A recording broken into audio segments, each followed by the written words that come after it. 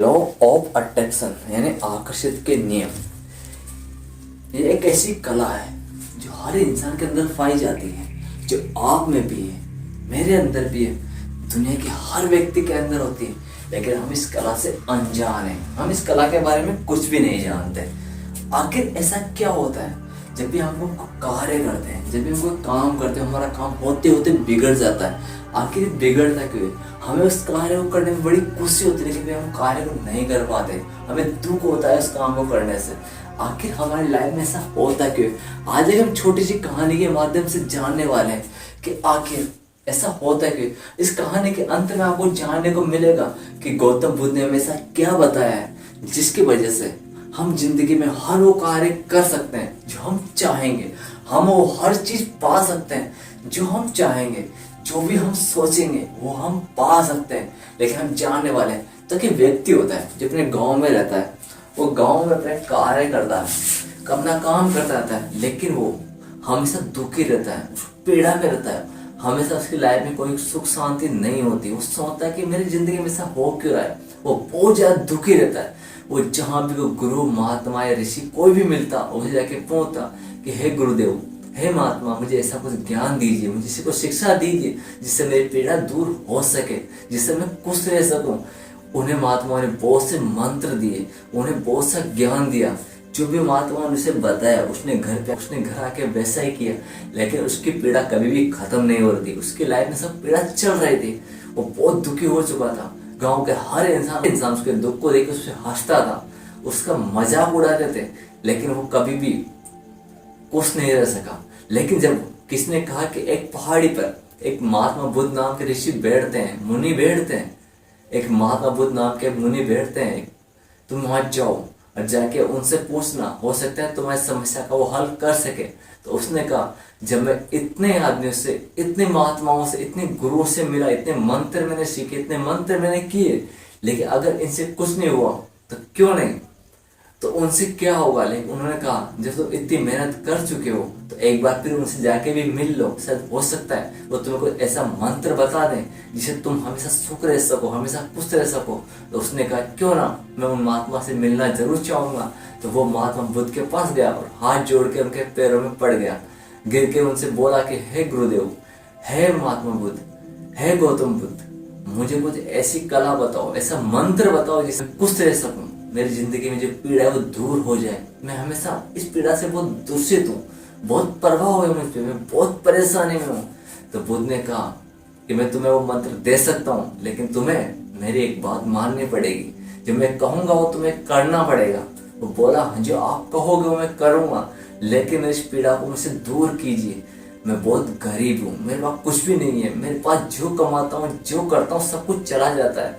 मेरे साथ ऐसा हो क्यों रहा है, मैं हमेशा दुखी क्यों रहता हूँ। तो उन्होंने कहा कि मैं तुम्हारा दुख दूर कर दूंगा, मैं तुम्हें ऐसा मंत्र दूंगा जो तुम कभी भी नहीं भूलोगे, लेकिन जो मैं कहूंगा वो तुम्हें करना पड़ेगा।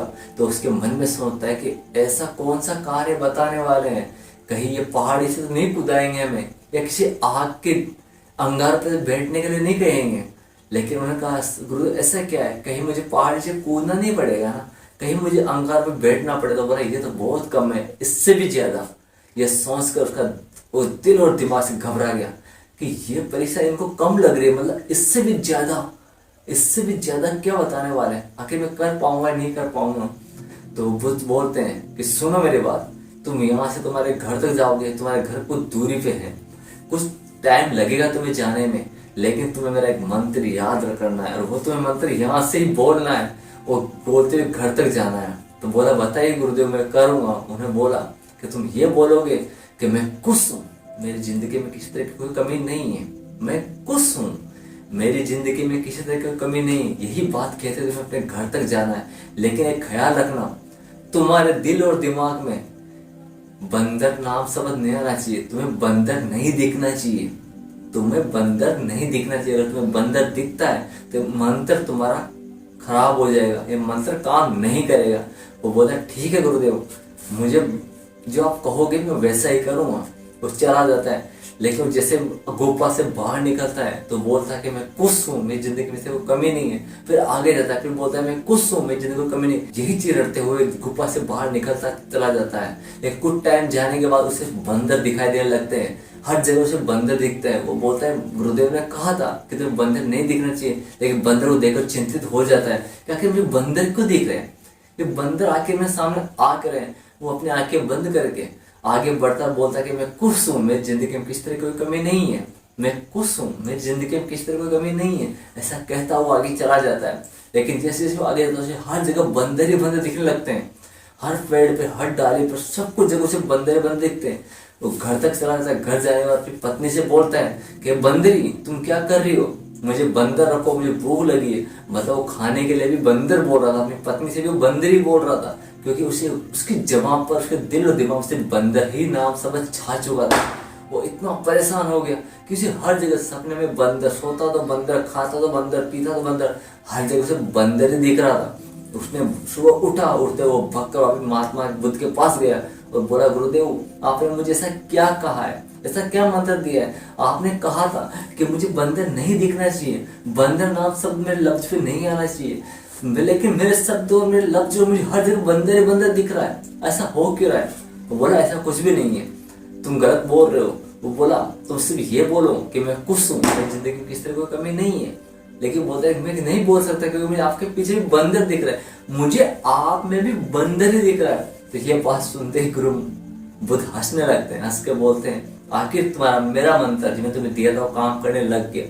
तुम जब कल आए थे तो तुम कुछ और थे, आज तुम मेरे पास आए तुम कुछ और हो। कल तुमने पीड़ा, दुख और उनके बारे में मुझे बता रहे थे, लेकिन आज तुम सिर्फ ये बता रहे हो मुझे सिर्फ बंदर दिख रहा है, सिर्फ बंदर ही बंदर, मुझे हर जगह बंदर दिखाई दे रहा है।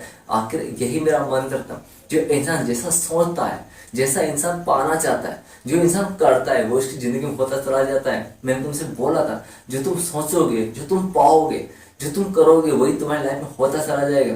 लेकिन मेरा मंत्र यही था, मैं तुमसे बोला तुम ये बोलोगे कि मैं खुश हूँ, मेरी जिंदगी किसी कोई कमी नहीं है, लेकिन तुम उस चीज को भूल चुके थे। ये सब तुम्हारी जुबान पे था, लेकिन तुम्हारे दिल और दिमाग और तुम्हारे आत्मा में सिर्फ बंदर बस चुका था। तुम्हें हर जगह बंदर ही बंदर दिखाई दे रहे थे। इसलिए मैं तुम्हें कहना चाहूंगा कि अगर जो इंसान जो चीज सोचता है, जो करना चाहता है, वो उसकी इंसान लाइफ में होता चला जाता है, लेकिन उसको सिर्फ बंदर शब्द से ही जुड़ाव हो चुका था। तो उन्होंने बोला कि अगर तुम सोचोगे कि मैं अमीर हूँ, मेरे पास कोई कमी नहीं है, मैं खुश हूँ, तो तुम हमेशा खुश रहोगे। अगर तुम सोचोगे कि मैं दुखी हूँ, मेरी लाइफ में दुख है, तो तुम चाहे कितने भी खुश रहो, लेकिन तुम हमेशा दुख ही दुख महसूस करोगे। क्योंकि अगर इंसान के पास कुछ दौलत होती है और वो सोच ले कि दौलत मेरे लिए पर्याप्त है, मैं अपने कुछ दौलत से, तो इंसान की जिंदगी से कितने भी दुख आए लेकिन वो कभी भी परेशान नहीं होगा। लेकिन जो इंसान के पास बहुत ज्यादा धन होता है, अगर वो सोच ले कि मेरे पास कुछ भी नहीं है, तो हमेशा दुखी रहेगा, चाहे उसको कितना भी धन आ जाए। लेकिन जो इंसान सोच ले कि मेरे पास बहुत ज्यादा धन है और मैं फिर भी अगर सोचता है कि मेरे पास कुछ भी नहीं है, तो उसकी लाइफ में चला जाता है। तो ये तो आपको समझने को मिला होगा कि लाइफ जो इंसान जैसे सोचता है वैसा उसको मिलता है। तो अगर आपको वीडियो पसंद आए तो लाइक शेयर कमेंट जरूर कीजिएगा और बताएगा वीडियो कैसा लगा। तब तक के लिए जय श्री कृष्णा, जय श्री राधे।